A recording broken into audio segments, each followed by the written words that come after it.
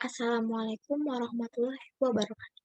Saya Syada Ali Rosali dengan NIM 200103699 dari kelompok 5 ingin mereview presentasi dari kelompok 8 dengan judul Ejaan Bahasa Indonesia. Yang pertama, penulisan kata. Secara ortografis, ada 4 macam kata yang harus diperhatikan penulisannya, yaitu kata dasar, kata berimbuhan, kata ulang, dan kata gabung atau gabungan kata. Yang pertama, penulisan kata dasar. Kata dasar yaitu kata yang belum diberi imbuhan atau belum mengalami proses morfologi lainnya. Ditulis sebagai satu kesatuan, terlepas dari kesatuan lainnya. Contohnya, kita semua anak Indonesia. Kedua, penulisan kata berimbuhan. Kata berimbuhan yaitu kata yang dibentuk dari kata dasar atau bentuk dasar dengan imbuhan, atau awalan, sisipan, atau akhiran. Tulis dengan aturan sebagai berikut. Imbuhan ditulis serangkai dengan kata dasarnya sebagai satu kesatuan. Contohnya, membangun. Yang ketiga, penulisan kata gabung. Kata gabung atau gabungan kata adalah bentuk yang terdiri dari dua buah kata atau lebih. Aturan penulisannya adalah sebagai berikut. Yang pertama, kata yang membentuk gabungan kata ditulis terpisah satu dengan lainnya. Contohnya, kantor pos, buku pelajaran bahasa Indonesia. Yang kedua, gabungan kata yang sudah dianggap sebagai sebuah kata ditulis serangkai menjadi satu. Contohnya, hulu balang, apabila, dan barangkali. Yang ketiga, kalau salah satu unsur dari gabungan kata itu atau biasanya unsur pertama tidak dapat berdiri sendiri, serangkai sebagai sebuah kata. Contohnya, antar kota. Yang keempat, untuk menghindarkan salah baca dan salah pengertian, maka di antara unsur gabungan kata itu boleh diberi garis penghubung. Contohnya, buku sejarah baru. Kata serapan. Kata serapan adalah kata yang berasal dari bahasa asing yang sudah diintegrasikan ke dalam suatu bahasa dan diterima pemakaiannya secara umum. Yang pertama, kata serapan dalam bahasa Indonesia. Dalam perkembangannya, bahasa Indonesia mengambil unsur atau kata dari bahasa lain, seperti bahasa daerah atau bahasa asing. Sudah banyak kosakata dari bahasa asing dan daerah yang digunakan dalam bahasa Indonesia. Terlebih dahulu, kata-kata itu disesuaikan dengan kaidah yang berlaku dalam bahasa Indonesia, baik itu dalam hal pengucapan maupun penulisannya. Kata-kata seperti itulah yang dimakan dengan kata-kata serapan. Yang kedua, dampak dari penggunaan kata-kata serapan. Salah satu dampak positif penggunaan kata-kata serapan, masyarakat lebih bangga menggunakan kata-kata serapan karena dinilai lebih modern. Para remaja juga senang memakai kata atau istilah asing agar dikatakan bergaul, dan sebagainya. Selain itu, dampak positif lain adalah pengucapan kata-kata serapan lebih singkat daripada pengucapan kata-kata bahasa Indonesia, seperti kata diskon yang di dalam bahasa Indonesia. Yang ketiga, kaidah penyusunan ejaan unsur bahasa asing. Berikut ini kaidah penyusunan ejaan unsur serapan dari bahasa asing ke dalam bahasa Indonesia. Pertama, ada OE dari Yunani menjadi E. Contohnya yang A, estrogen menjadi estrogen. Yang B, enologi menjadi enologi. Yang kedua, KH dari Arab tetap KH. Contohnya yang A, khusus tetap menjadi khusus. Yang B, akhir tetap jadi akhir. Yang ketiga, O, Inggris jadi U. Contohnya yang A, karton menjadi kartun. Yang B, proof menjadi proof. Kapital dan miring. Yang pertama, huruf kapital. Huruf kapital atau huruf besar adalah huruf yang berukuran dan berbentuk khusus atau lebih besar daripada huruf biasa. Biasanya digunakan sebagai huruf pertama. Dari kata pertama dalam kalimat, aturan-aturan penggunaan huruf kapital adalah sebagai berikut.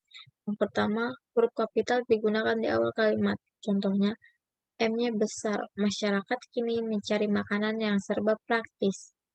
Yang kedua, huruf kapital digunakan pada huruf pertama petikan langsung.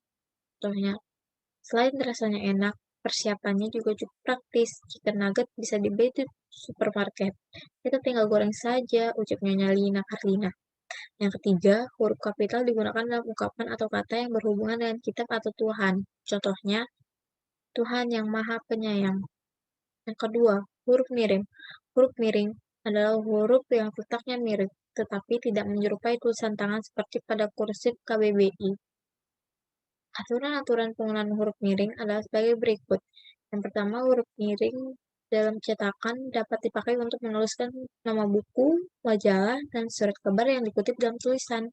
Contohnya, buku Kiat Sukses Memasak dipinjam oleh Ina. Yang kedua, huruf miring dalam cetakan dapat dipakai untuk menuliskan nama ilmiah atau ungkapan asing kecuali yang telah disesuaikan ejaannya. Contohnya, makanan sejenis ini disebut fast food atau makanan siap saji. Chicken nugget adalah salah satu jenis makanan siap saji yang banyak digemari anak-anak. Pemakaian tanda baca. Yang pertama, tanda titik. Tanda titik dipakai pada akhir kalimat yang bukan pertanyaan atau seruan. Tanda titik dipakai di belakang angka atau huruf dalam suatu bagan, intisar atau daftar. Tanda titik dipakai untuk memisahkan angka, jam, menit, detik yang menunjukkan waktu. Tanda titik dipakai dalam daftar pustaka di antara nama penulis, judul, tulisan yang tidak berakhir dengan tanda tanya atau tanda seru, dan tempat terbit. Tanda titik dipakai untuk memisahkan bilangan ribuan atau kelikatannya yang menunjukkan jumlah. Yang kedua, tanda koma. Tanda koma dipakai di antara unsur-unsur dalam suatu perincian atau pembilangan. Kedua, tanda koma dipakai untuk memisahkan kalimat setara yang satu dari kalimat setara berikutnya yang didahului dengan kata seperti tapi, melainkan, sedangkan, dan kecuali. Tanda koma dipakai untuk memisahkan anak kalimat dari induk kalimat jika anak kalimat itu mendahului induk kalimatnya. Tanda koma dipakai di belakang kata atau ungkapan penghubung antar kalimat yang terdapat pada awal kalimat. Seperti oleh karena itu, jadi, dengan demikian, sehubungan dengan itu, dan meskipun begitu. Tanda koma dipakai untuk memisahkan kata seru, seperti oh, ya, wah, aduh, dan kasihan. Tanda koma dipakai untuk memisahkan petikan langsung dari bagian lain dalam kalimat. Ketiga, tanda titik koma. Tanda titik koma dipakai sebagai pengganti kata penghubung untuk memisahkan kalimat yang setara di dalam kalimat majemuk setara. Tanda titik koma digunakan untuk mengakhiri pernyataan perincian dalam kalimat yang berupa frasa dan kata. Dalam hubungan itu, sebelum perincian terakhir, tidak perlu digunakan kata dan misalnya syarat-syarat penerimaan pegawai negeri sipil lembaga ini. Berkewarganegara Indonesia, berijazah sarjana S1 sekurang-kurangnya, berbadan sehat, tersedia ditempatkan di seluruh wilayah NKRI. Tanda titik koma digunakan untuk memisahkan dua kalimat setara atau lebih apabila unsur-unsur setiap bagian itu dipisah oleh tanda baca atau kata hubung. Keempat, tanda titik dua. Tanda titik dua dipakai pada akhir suatu pernyataan lengkap yang diikuti rangkaian atau pemberian. Tanda titik dua dipakai di antara A.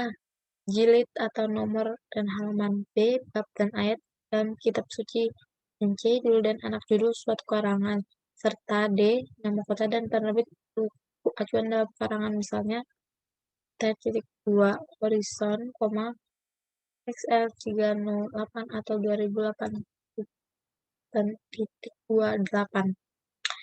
Ya, kesimpulannya, bahasa merupakan jantung dari kehidupan ini. Karena tanpa bahasa kita tidak akan bisa berinteraksi sama yang lain.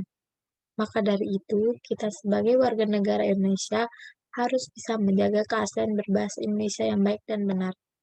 Karena suatu bangsa itu tidak lepas dari bagaimana kita menggunakan bahasa yang dapat dipahami atau mudah dimengerti oleh bangsa lain.